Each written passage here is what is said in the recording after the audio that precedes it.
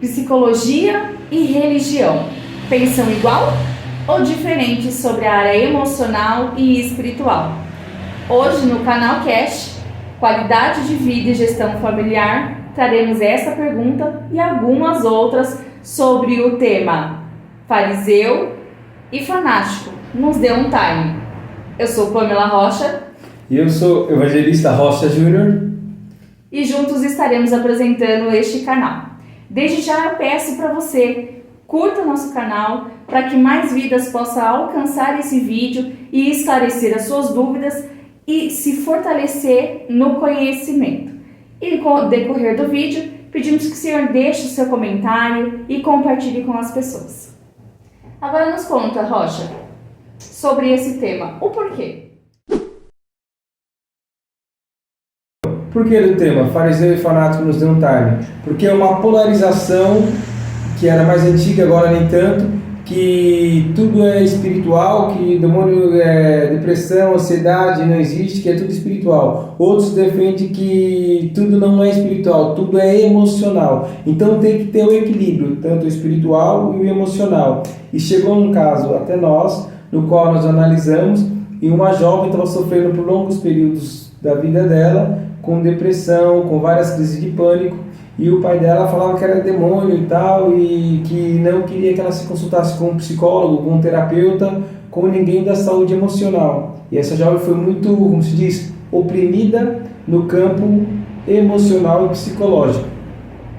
Passa-se um tempo, o pai dela vê que ela realmente precisa, ela começa a fazer um tratamento com uma psicóloga, e essa psicóloga consegue trazer um quadro de cura para ela e transformação, no qual ela partilhou para nós o quanto ela aprendeu e começou a vivenciar a sua vida de uma melhor forma a partir do momento que ela começou a se tratar no campo da psicologia e no campo espiritual também. Só que o pai dela no momento não gostava, não aceitava. Depois que viu a recuperação da filha, e a filha estava quase cometendo suicídio, estava com vários transtornos psicoemocional, e o pai dela viu que a psicologia ajudou na espiritualidade, no crescimento e no desenvolvimento da filha dele, hoje ele abaixou a guarda e entendeu que a psicologia trabalha também na submissão da vontade de Deus. Por isso que eu falo, a gente precisa entender o emocional, o espiritual e todo o contexto em diante, para que as pessoas possam ter saúde em todas as áreas. Hoje você é evangelista e pregador. Uma pergunta: o que te levou a ser terapeuta?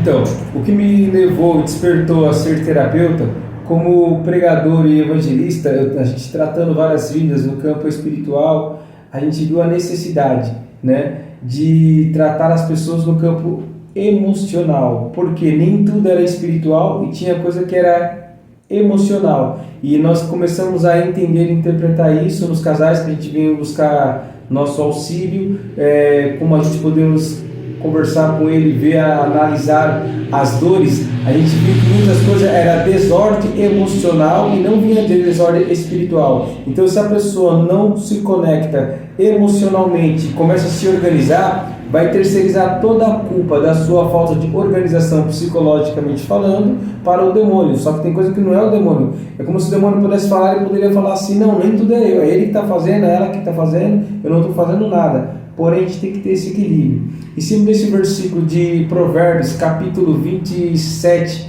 versículo 23, diz assim, procura saber o estado da tua ovelha e põe o coração sobre o rebanho.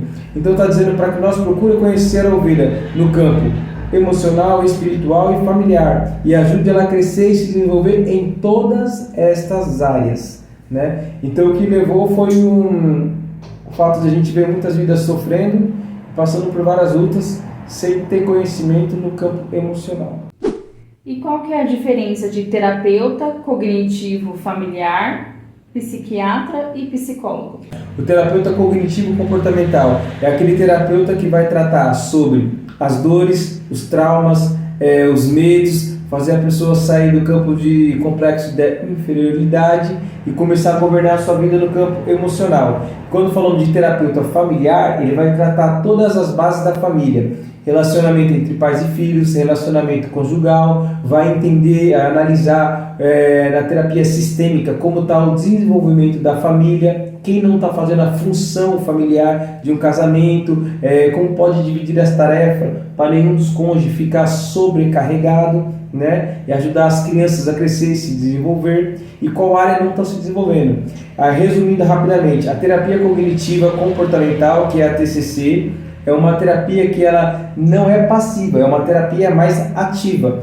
Tem terapeuta e psicólogo que você vai, senta na sala do terapeuta e ele só ouve. Aqui não. Na terapia cognitiva nós fazemos a escuta terapêutica, a escuta analítica, porém depois nós damos instrução, orientação para fazer a pessoa sair da passividade e começar a agir naquela área que ela não estava governando. E a terapia cognitiva faz isso, tirar a pessoa, conhecer os gatilhos disfuncional, viés negativo, os traumas do passado, como vencer e não ficar paralisado nos medos que elas tinham.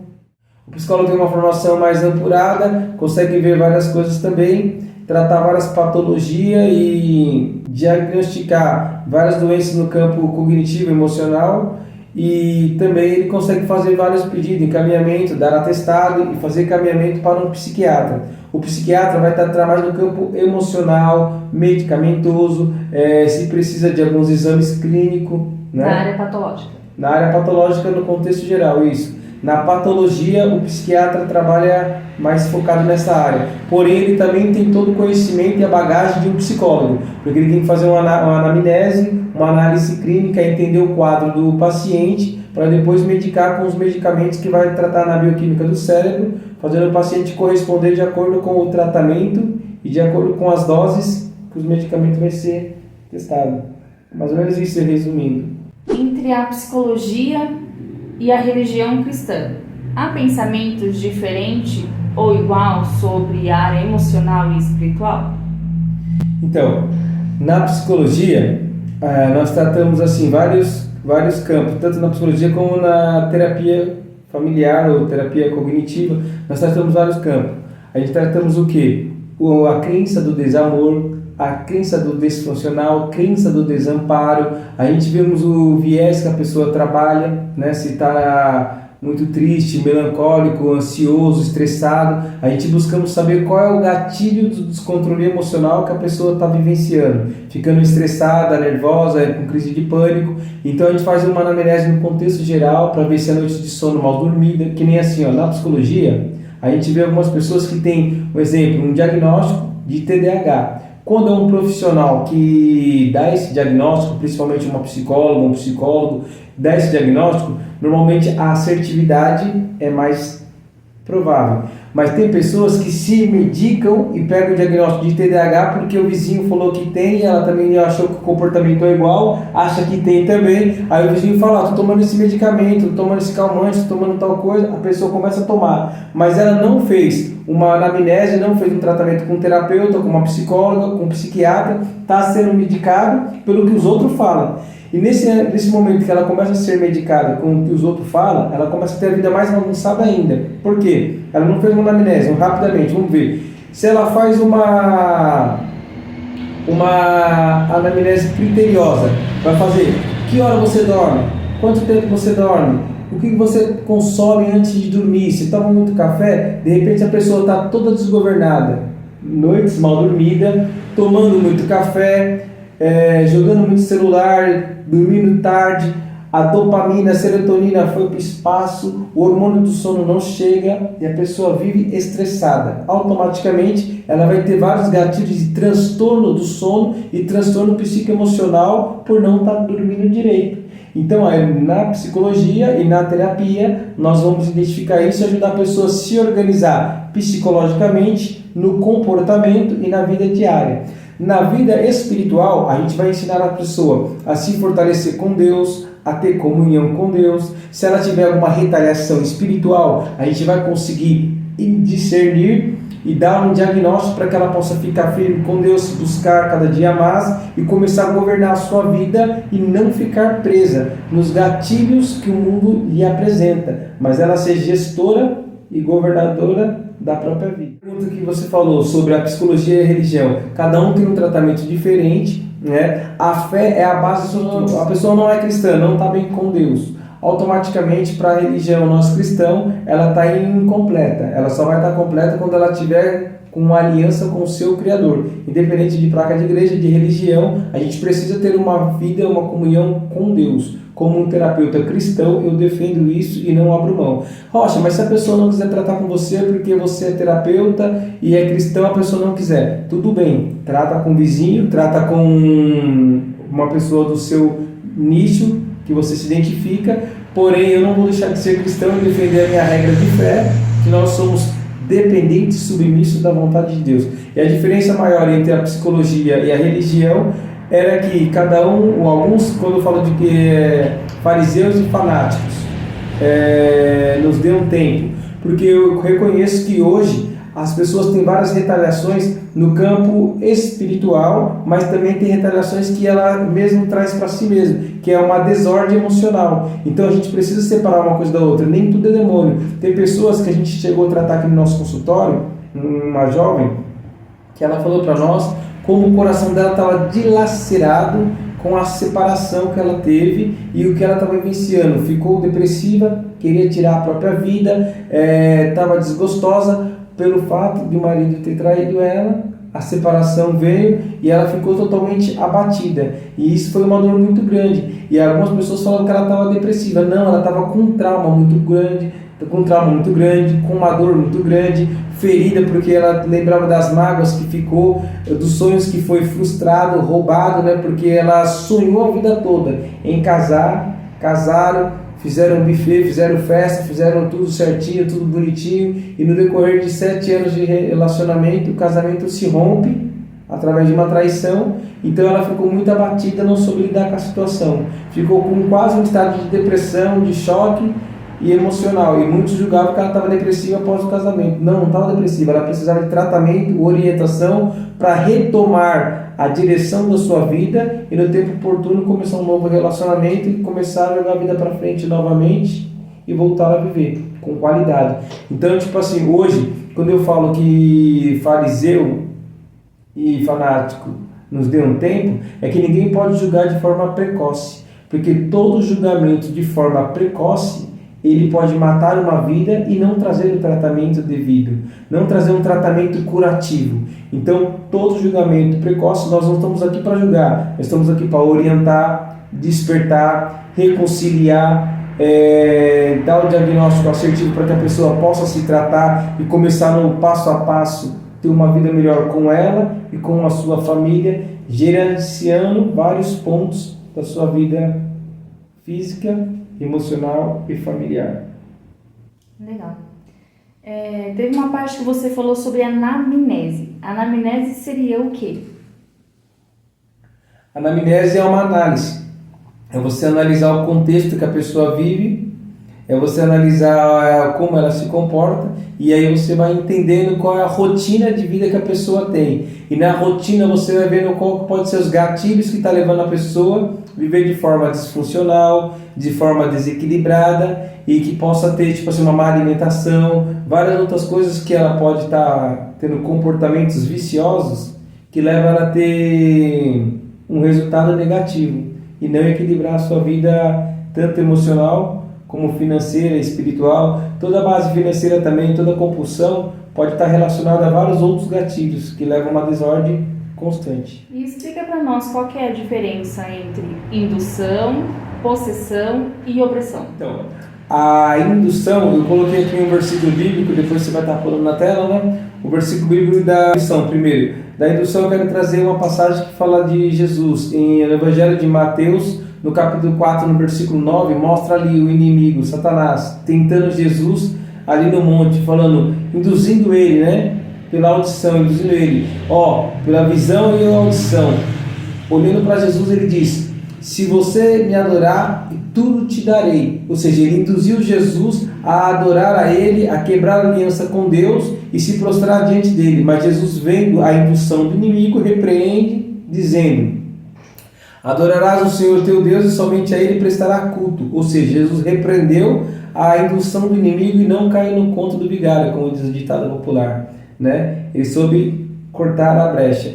Segundo, a opressão tem uma passagem que fala de uma mulher que ela viveu no Evangelho de Lucas, no capítulo de número 13, ela viveu 18 anos da sua vida com uma enfermidade física. A enfermidade dela era ela tinha um espírito de enfermidade que fazia com que a coluna dela ficasse encurvada, ela ficava encurvada, então ela ficava oprimida por Satanás por 18 anos, e o peso da opressão, da opressão que estava sobre ela, fazia com que ela ficava encurvada. E Jesus, um dia entrando no templo, vendo aquela mulher, Jesus liberta ela com o poder da oração, fazendo o quê? Usando a espiritualidade, usando o poder da fé e da autoridade, ele expulsa aquele espírito e a mulher volta a ficar com a coluna ereta e tendo uma transformação de vida. E todos que viu glorificavam a Deus. Você pode ver esse texto em Lucas capítulo 13, versículo de 11 em diante, né? E também essa é a opressão. A possessão, eu vou resumir aqui em Marcos capítulo 5, do versículo 1 em diante. Vai falar sobre o endemoniado de Gadara, o gadareno. Ele tinha vários espíritos que possuíam o corpo dele, fazendo com que ele quebrasse corrente, ficasse endemoniado, andasse pelado, perdia as faculdades mentais, porque estava totalmente possesso. Então ele estava induzido, possesso, oprimido e possesso. Outro caso também de possessão, nós podemos ver vários, como daquele jovem que estava no fogo, na água, ficava babando. Depois que o espírito também foi expulso, ele ficou liberto. Outro caso também podemos ver quando aquela mulher foi profetizar para Paulo, dizendo que eles eram homens de Deus. Paulo repreende o espírito de adivinhação que tomava ela na indução, na opressão e na possessão, que ela fazia as três coisas, né? E o que acontece? Ela fazia as duas coisas. Ela estava tanto na indução e na opressão, que ela era oprimida pelo diabo e profetizava de acordo com o que as pessoas queriam ouvir normalmente. Paulo reconhecendo isso, repreende o espírito, ela fica liberta, eles são presos e assim por diante. Então vamos ver vários fatos na Bíblia que mostram pessoas que enfrentaram batalhas espirituais, que onde não era só cognitivo, era espiritual também. Então quando eu falo fariseu e fanático, abaixa a guarda, eu estou dizendo assim, nós precisamos analisar o contexto de forma geral, não de forma, como se diz, superficial. Que nem eu falo também para os psicólogos, para algumas pessoas. Tem pessoas que falam, mas ele tem 5 anos de formação, Tudo bem, mas respeita também, porque tem muitos pastores que têm 20 anos no campo, tratando pessoas no emocional, no espiritual, familiar, tratando vidas no dia a dia. O que muitos jovens psicólogos aprenderam na teoria, muitos pastores aprenderam na prática. Então tem que ter o equilíbrio, todos os dois são importantes. Eu como cristão, eu oriento as pessoas a se tratar com um terapeuta, com um psicólogo, buscar Deus em primeiro lugar, porque como diz João capítulo 15, sem mim nada podeis fazer. Então para nós que é cristão, sem Jesus nada podemos fazer, não seremos produtivos. Mas quando buscamos em Deus, somos produtivos na vida espiritual, somos produtivos na vida material, na vida financeira, principalmente na vida familiar. Sem Deus, nós ficamos como se fosse o quê? Correndo em círculo, né? Trabalha, busca, mas sempre tem um vazio a ser preenchido, que é a comunhão com o Criador. É o que eu falo, quando nós temos uma aliança com Deus, vivenciamos bem melhor. Entendi. Então pode-se dizer que a indução ela pode vir através das 5 vias? Sim, a indução que o inimigo muitas vezes usa é através da visão, através da audição. Se ele não conseguir te influenciar através do que os seus olhos vê, ele vai tentar te influenciar através do que você ouve, né? Então por isso que realmente é verdade, amor. Muitas pessoas é influenciado pelo tipo de música. Tudo aquilo que se torna repetição entra aqui no seu córtex, passa aqui pelo seu córtex, pelo seu raciocínio, cai no seu hipocampo e se torna uma verdade. É que nem uma mentira contada 1000 vezes se torna uma verdade. E uma música errada, uma coisa errada pode influenciar você a baixar a sua guarda e começar a mudar os seus padrões cognitivos e mental, sendo influenciado por coisas que o inimigo usa. E voltando sobre a opressão, ela pode ser consciente e inconsciente ou só um dos dois? Não, a opressão ela pode ser consciente ou inconsciente. né? A pessoa, se ela não tiver conhecimento de si mesmo, não conhecer o seu temperamento, não conhecer um pouco o seu perfil, não conhecer um pouco de si mesmo, ela pode ser influenciada e não saber o porquê.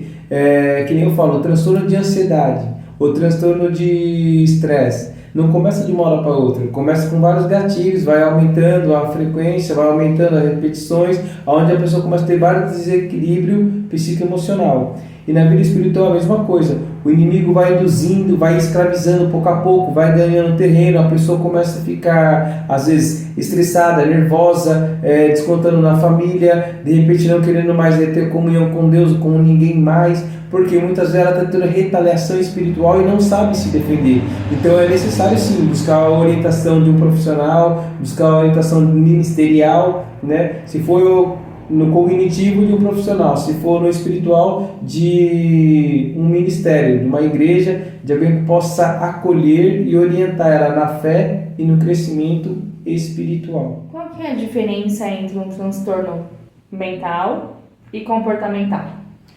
Então, o transtorno mental é que nem eu falo. Aí entra a espiritualidade e entra também a psicologia. Por quê? A Bíblia fala assim, como assim você pensa, assim você é. Então, se a gente pensar muitas vezes coisas negativas, o nosso corpo começa a entender, o corpo não sabe, o cérebro não sabe o que é real, o que é imaginário. Então, o cérebro muitas vezes corresponde aos estímulos que você está formando aqui na sua mente. Então, se você não faz um enfrentamento para dominar o seu medo, dominar os seus traumas, automaticamente o seu medo começa a crescer e ganhar corpo. Então você começa a fazer o quê? Ter vários transtornos mental, né? E aí automaticamente você entra num quadro de doenças psicossomáticas, que começou na sua mente, mas no seu corpo patologicamente não tem enfermidade alguma, mas o batimento cardíaco está acelerado, sudorese, começou a ter suor, começou a ter tremedeira muitas vezes, está ansiosa, pensando que alguém vai te pegar, alguma coisa vai acontecer, o medo desgovernado. Por quê? Porque a sua mente não está sendo governada por você mesmo.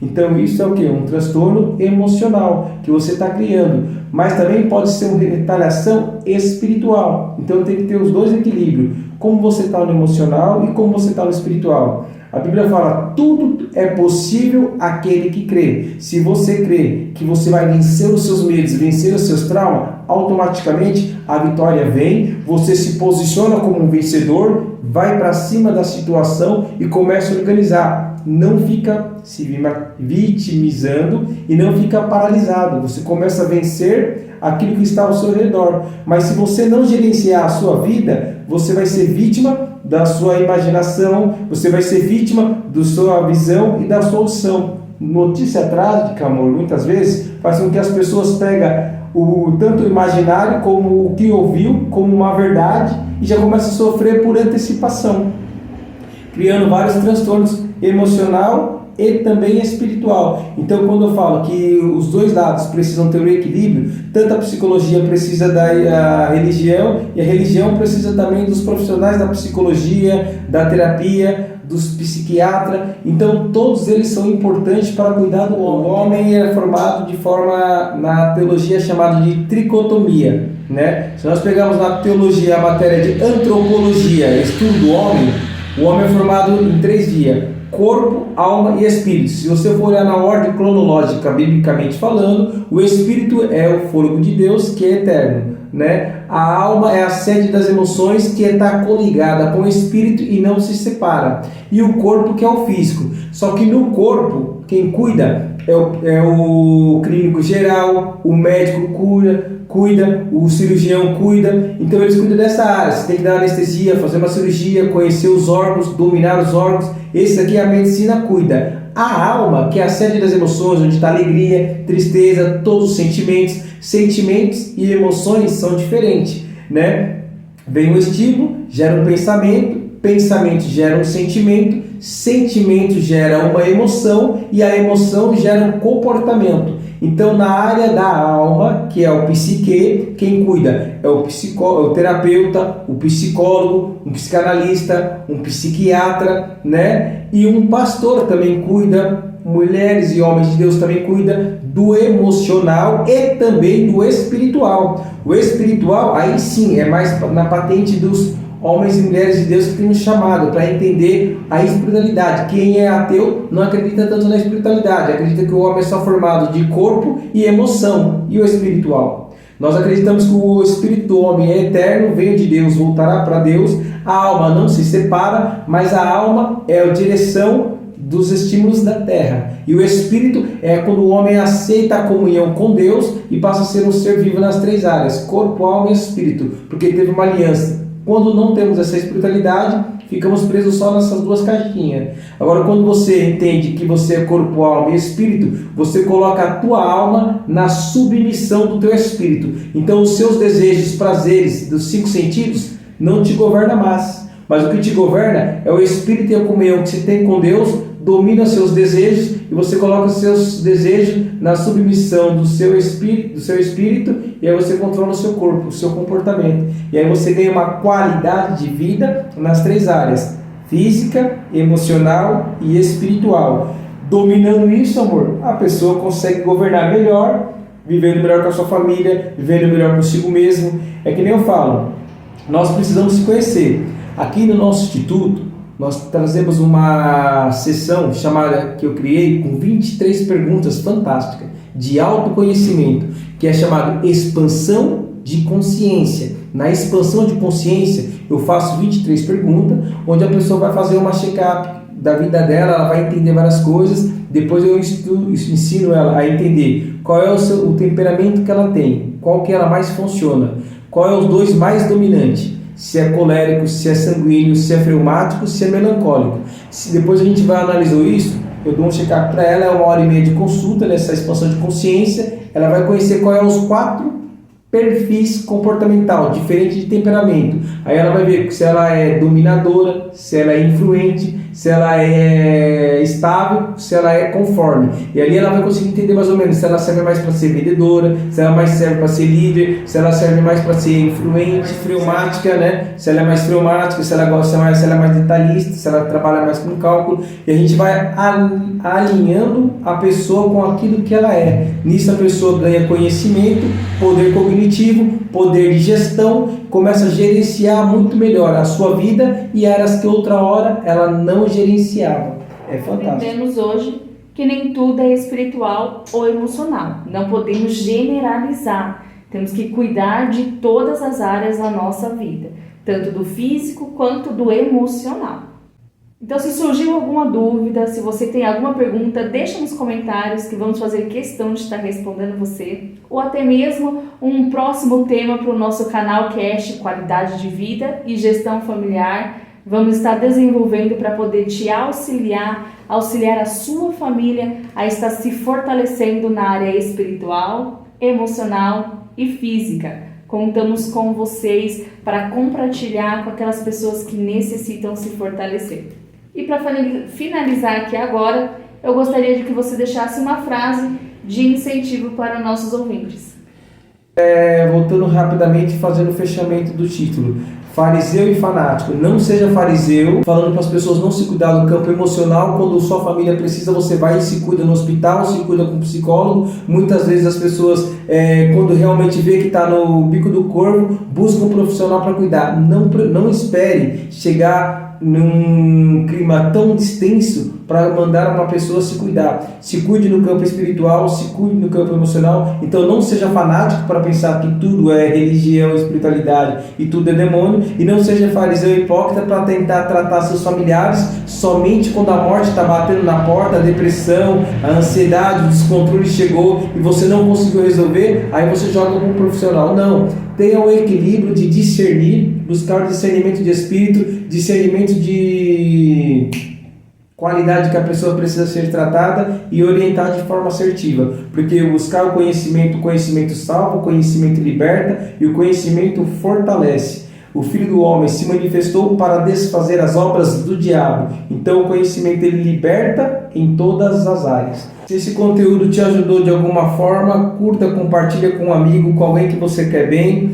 e no próximo canal Cast vamos estar trazendo alguns convidados Vamos trazer alguns convidados, começar a desenvolver esse trabalho. É um vídeo, a gente ia fazer podcast, mas a gente mudamos para o tema Canalcast, porque a gente consegue gravar com mais tranquilidade e no tempo oportuno soltar os vídeos para vocês com melhor qualidade. Estamos começando, vamos evoluir pouco a pouco para trazer um trabalho cada dia melhor. Então, pela nossa simplicidade, a gente agradecemos a atenção. Forte abraço a todos, Deus abençoe.